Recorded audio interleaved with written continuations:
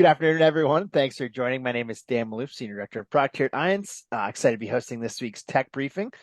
Quick refresher for any new folks on the line. Purpose of these 30-minute briefings is for our rotating cast of IANS faculty members to dive into the relevant InfoSec news stories of the past week or so and give you specific actionable guidance to take back to your teams. With that as a backdrop, I'm thrilled to be joined today by two IANS faculty rock stars, Dave Shackelford and Shannon Leitz. Dave is the founder and principal consultant with Voodoo Security, which is an information security consulting firm. And Shannon is the founder and CEO of ThirdScore, who previously served as VP of Security at Adobe, where she led product and software security. So Dave and Shannon, thanks so much for hopping on today. Good to be here. Spicy morning. All right, let's take a look today at the agenda here. So three kind of interesting different stories from the past week or so. I'd say this first one about Microsoft Azure experiencing an 8-hour plus long outage last week due to a DDoS attack is pretty interesting. Got a decent amount of headlines. We'll dive into that a little bit. After that, we're going to talk about threat actors abusing Cloudflare Tunnels to deliver various remote access trojans. And then finally, Chinese hackers are using ISP level DNS poisoning in order to deliver malware to targets. So kind of all over the place today, which is cool. So excited to dive right in. Dave, you did the write-up for us. What happened with this Azure outage, and why is DDoS still so effective, I guess, or still happening? Well, so it really never has gone away, right? I mean, that's Right. the thing. You don't hear about it as much as we certainly used to in the past.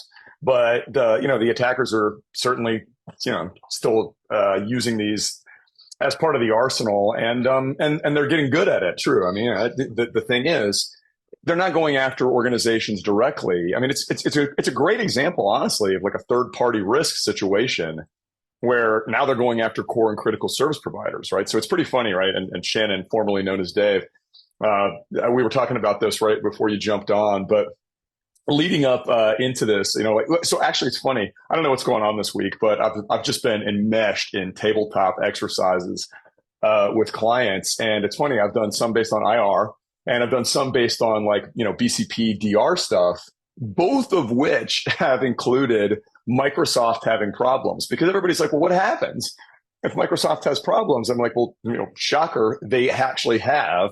And so, a couple things, my thoughts on this, and certainly can't wait to hear from Shannon on it too, because it's like, all right, look, Microsoft is not impervious to outages. Nobody is. And in fact, I go back, I can't remember, I think it was towards the very end of last year, maybe the very beginning of this year. Timeline's fuzzy, getting old. But there was a really interesting and not widely publicized new form of attack that Google and Amazon really saw that used HTTP2. Right. And so they sort of said, hey, wow, look, the amount of traffic that this thing was able to generate, it was almost like a test run, because it really didn't go beyond those providers, and they figured out how to mitigate it. But they said, look, just get ready, right? Like, there's new techniques, new tactics that are emerging and evolving right now that, they're going to start causing massive scale problems, even for extraordinarily large providers. And that's exactly what happened with this Microsoft situation. I don't know, incidentally, that it was related to the HTTP2. I don't think we've got that information. But the attackers very deliberately went after them and specifically targeted a number of different services that had a ripple effect, right? So like a really interesting ripple effect where, some of their like Azure Front Door services and their CDN services got really, really, really widely hit. And that sort of trickled out into an effect on things like Entra, which I'm finally good at calling it Entra and not Azure AD. Things like Intune, Purview, and imagine that, right? So imagine that your directory services are toast or sporadic or intermittent. Same thing with Intune, right? Like, okay, you can't log into things. It's just this huge major problem where you realize what a single point of failure, right? If Microsoft has problems, you have problems. And my last thing to say, and then I definitely want to hear what Shannon has to say on this one. And this one, I'm going to be honest, I'm impressed and a little surprised that Microsoft admitted this. But they came out and said, look, we kind of screwed up at the beginning of this and responded in such a way that it made it worse. At the very beginning of this outage and in this attack, we responded this way. We zigged instead of zagged. And so it made it worse before it ultimately got better, and probably led to the prolonging of the outage altogether. Like I said, I was really shocked that they came out and admitted that, but kudos to them for doing it. Yeah, I think this one was super interesting to Dave's points. In my mind, what this really surfaced, like from an adversary perspective, using some level of resilience testing to figure out where all the things are. I think they got a bunch of points on this one about understanding the ecosystem, especially from a security perspective, because several of these services actually just kind of like fell over. And the fact that Microsoft had a hard time with some of its DDoS does tell us a lot about where they are and just in their maturity from a security perspective around significant adversary attacks. By the way, do I think anybody else would have done well at this?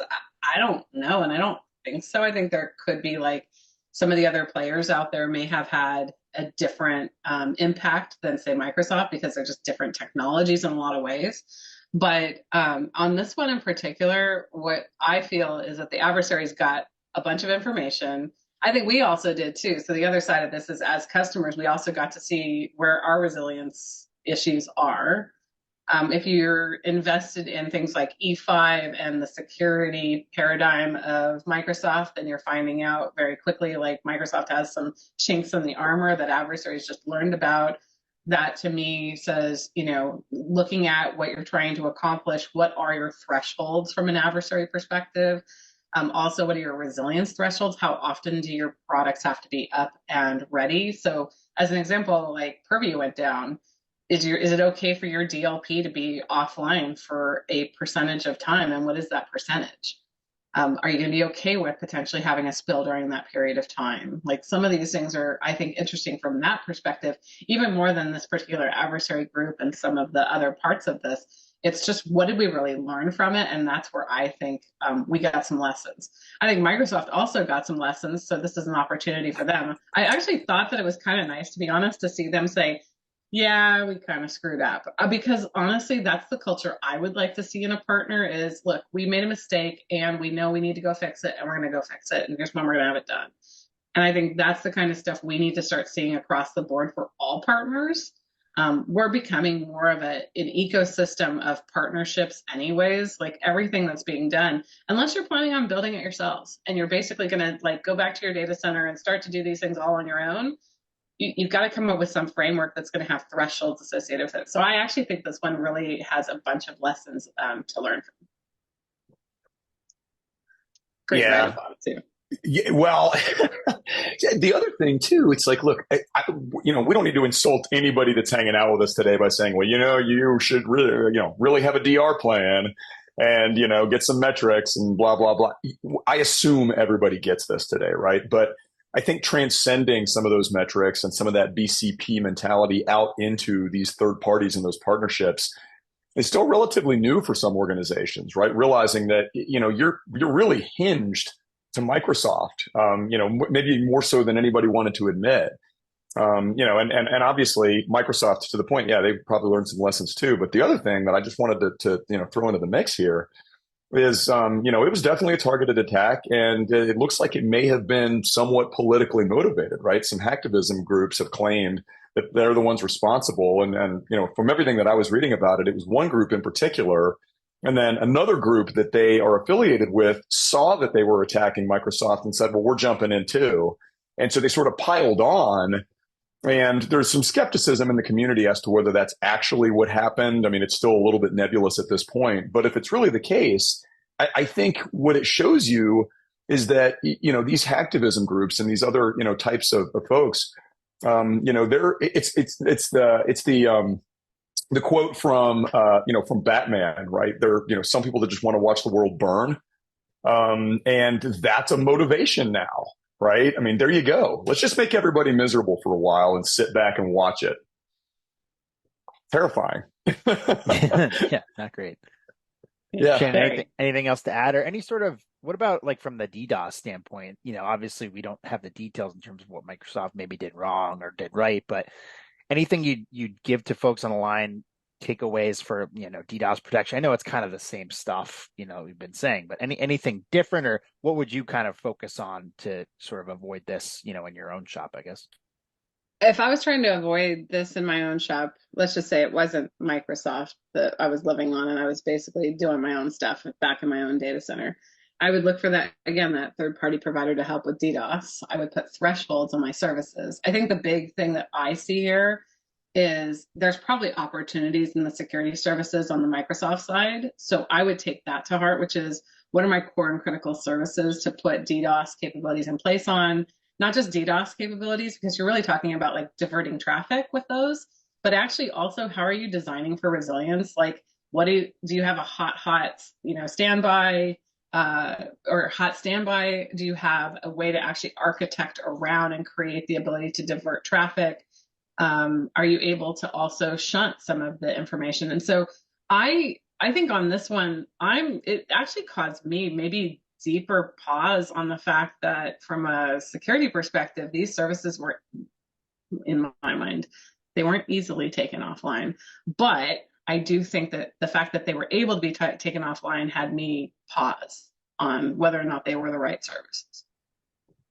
So. And I'll just chime in on that too. I mean, there's sort of two things I look at. I mean, number one, I don't want to speak for everybody, but I think a lot of organizations go to a place like Azure because they're like, well, certainly, they're going to be better at DDoS prevention and detection than I am, than we are. And it's probably true. I think it's reasonable to make that assumption. I really do.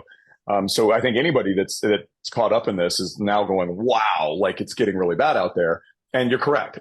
So that's number one. But number two, look, nobody's crazy enough architecturally to have a multi-cloud failover system, right? I mean, like if you think about what it would take to build out an Azure infrastructure, you're not going to replicate exactly that thing in AWS or GCP. I've never seen anybody do it just due to the cost. It's just, it would be astronomical. So you're not going to go like, oh, hey, I'm going to flip over from Azure. Azure's having a bad day. We're going to use AWS instead today. Said no one. And so it's like,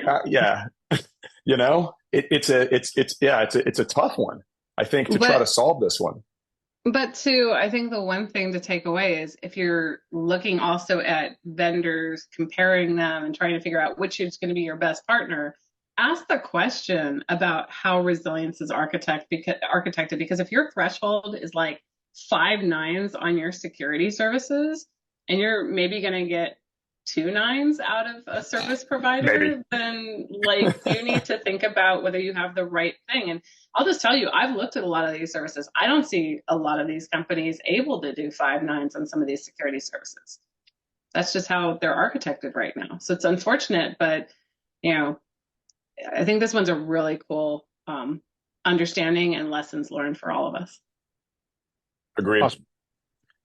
Awesome. Well, let's hop to the second topic. That was really good. Appreciate that one.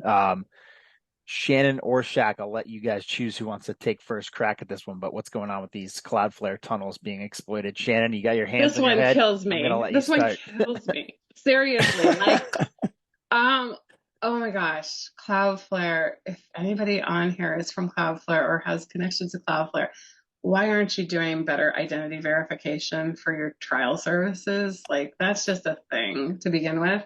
The fact that this is so open and available, it just means there's no friction in the pipeline whatsoever. And that is terrible because honestly, they've got some great stuff. They're helping us with a lot of security capabilities. So this one it kind of frustrates me because I know that there can be some good friction in a pipeline that helps with reducing this problem. So for those that don't know, Cloudflare has a TryCloudflare capability, and providers have decided to go use somebody else's infrastructure to be able to leverage and create their malware as a service delivery. And so they were using Cloudflare Tunnels. Providers have decided to go use somebody to deliver their payloads to their targets. A pretty interesting capability, I will say, and we are seeing more adversaries do this. So that's my start on this, and I definitely would love to hear what Shaq has to say about it as well. But my first part was just like, come on, Cloudflare. Well, where to go? I mean, This is a debacle. I mean, I'm with Yeah. you. I'm with you on this one. This feels. I mean, look, nobody wants to sling around terms like negligence without feeling pretty comfortable in saying as such. But this one feels pretty bad. Like, what? Come on. I mean, like, it's anybody can sign up for this stuff, right? Like anybody can go use the TryCloudflare service and just get a hold of a little miniature node that they can use to do whatever the heck they want. And so I'm like, look, there's a lot of failures here, in my opinion, on Cloudflare for this. I mean, and there's definitely some good takeaways for clients too, and I think we'll get to that in a minute. Like we'll actually turn this into something productive, but allow us our moment of ranting about a vendor not doing their job the way that they should, because you're exactly right, Shane. Like basically, I can go get a little miniature subdomain in the trycloudflare.com domain space and do whatever the heck I want with it, like this. And that's exactly what's been going on here. And my question is, and I don't necessarily know the answer to this inherently. I mean, I definitely, sort of saw Proofpoint had some really good research on this, and they did a really good breakdown of all the different, TTPs and various, factors in this. But how long was this going on? Right? Like, how long was this out there in such a way that facilitated malware delivery with these actors before the team at Cloudflare noticed internally and said, wait a minute, right? Why are we getting connectivity from these, weird Tor nodes or like, wherever the heck this stuff is coming from? I mean, you're talking about an organization that has one of the biggest footprints on the internet, has lots of threat intelligence capabilities. Was this not a potential use case that they saw? I just have to feel like it was, and they, to your point, kind of just glossed over it a little bit until they're getting called out right now. That's my take, and I'm shooting from the hip there, but I feel pretty comfortable in it. Yeah, kind of taking this in the direction of what to learn from it. It's unfortunate, but it also means that all the security operations centers out there look at Cloudflare traffic and have to wonder whether or not it's actually legit or not. I can tell you, I've gotten notices on when I've leveraged Cloudflare for some things. I've gotten notices back that have said, this is on threat intel. And I'm like, whoa, hold on a second. That should be a legitimate use case. And so I do feel like if they're going to provide their security services, they've got to get some level of friction in place, especially for identity setups. That's something that has to happen on their end. What can we all learn from it? They have a low bar for identity setup in their environment, which means you probably need to have that, peg on. It could be more malicious than okay. And that's unfortunate because honestly, we should be able to, as an industry, rely on them for better identity verification so that we can get to the point where we trust this traffic better, especially because they are a security provider. So, I mean, they're not just a security provider, but I see them as a security provider. They are. I mean, call it what it is. They are absolutely a security provider. At least that's what they're marketing. So let's just call it what it is. And so I see Mike's got a question in there that says, hey, look, can the try domain be easily blocked or basically like deny listed? I think you're correct, Mike. Like legit services probably don't need this. And here's the thing: if you do need this or if you do want this, it should be a known factor. It shouldn't just be some random person in your organization like, oh, let's just go out there and spin up a Cloudflare tunnel for no reason whatsoever. I would absolutely say one of the takeaways for clients and for security teams is, number one, block this stuff, right? Block it right now. It's a service that could be abused. And the other thing too is, look, it's also a great alerting mechanism if an attacker compromises one of your stakeholders, one of your laptops or endpoints, and you see them trying to beacon out to it, or you see them trying to initiate a connection to it.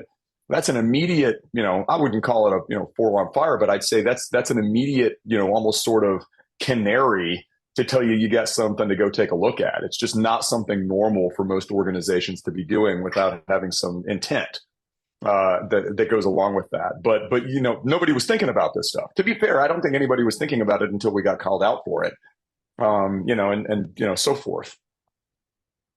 Yeah, I also think that adversaries are smart. So if you're just going after trycloudflare.com, there's other ways to deal with this service. So Definitely look at the proof point research for your SOC. Basically bring that in and ingest it, because I think it's really useful TTPs. And just understand that this is a capability, and if you are a Cloudflare customer, I would say go and complain to them that they need to fix and create more identity verification.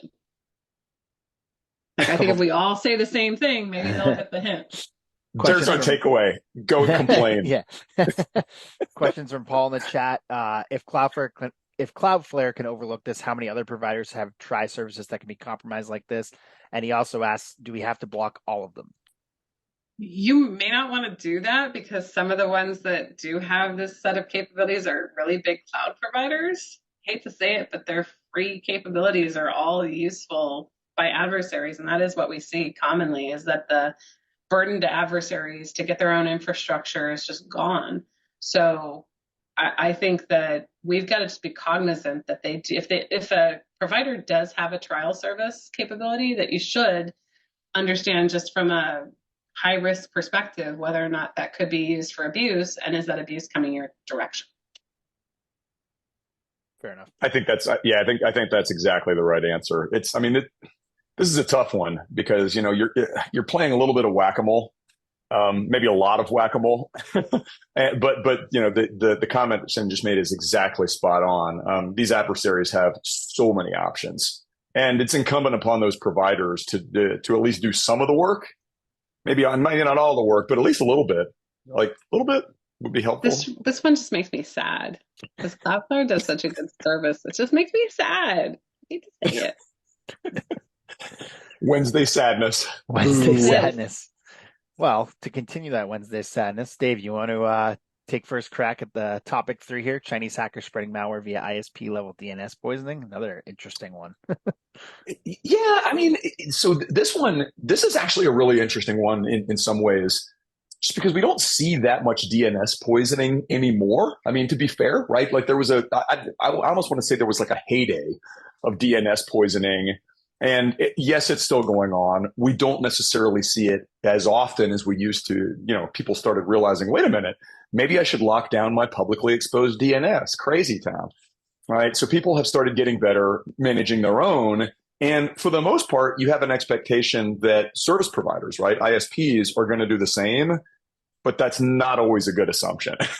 And so in this particular case, right, and this is, I think, a representative example of the kind of stuff that could happen at a level above you, right? So you're basically connecting to and through providers, and the assumption that you have to make in trusting that provider is that they're doing the right thing by you as a customer, as a tenant, whatever. And in this case, they got owned. So to me, it's yet again another third party. This one actually sort of touches the third party factor in our first discussion, and the, oh my gosh, malware delivery, again, part of the second discussion. But they're doing it in a unique way, right? So, and this is definitely a known threat actor. They've been known by a couple different names. The one that sort of manifested with this is called StormBamboo, but they're known, right? This is a known threat intelligence factor, right? Like they're not some brand new threat actor at all. But they came out and basically used some DNS poisoning attacks against ISPs, and the thing that they did was manipulate queries with the responses for automatic updates. So I don't know if anybody here has heard, but there was a challenge with an automatic update fairly recently that everybody has seen. And what it's doing is it's actually causing everybody that has tools and agent-based, solutions and such that are doing automatic updates to pause and go, do we know what all of those are?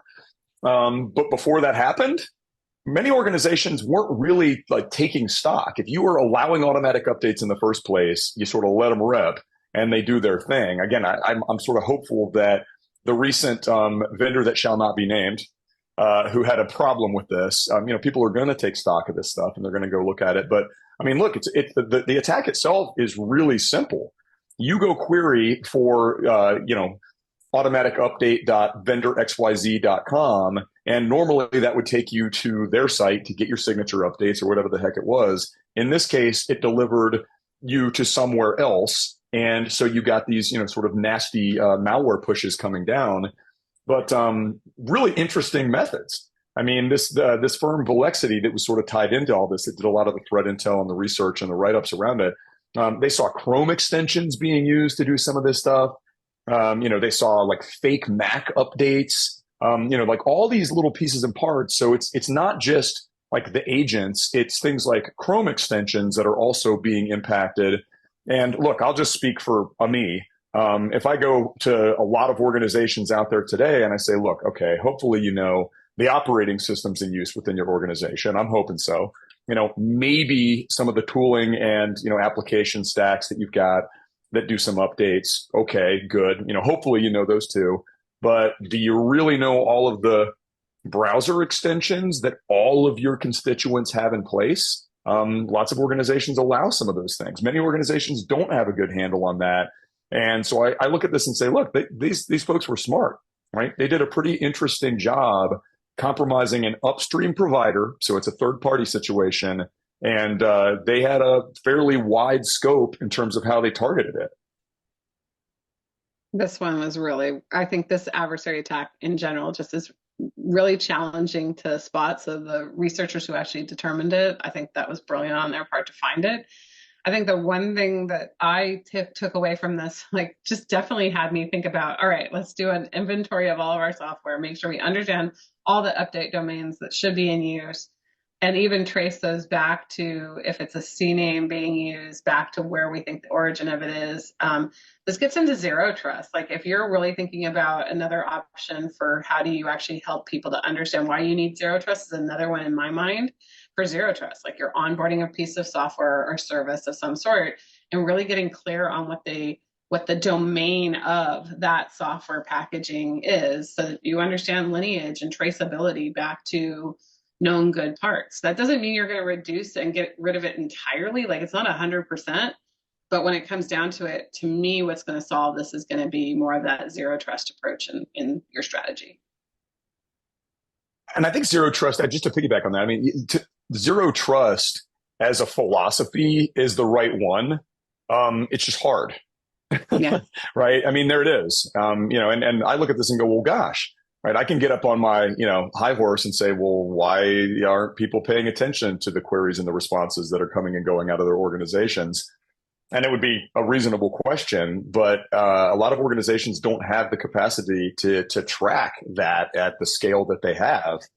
And so, I'm not going to throw stones in glass houses. If you're a massive global organization, you could miss this.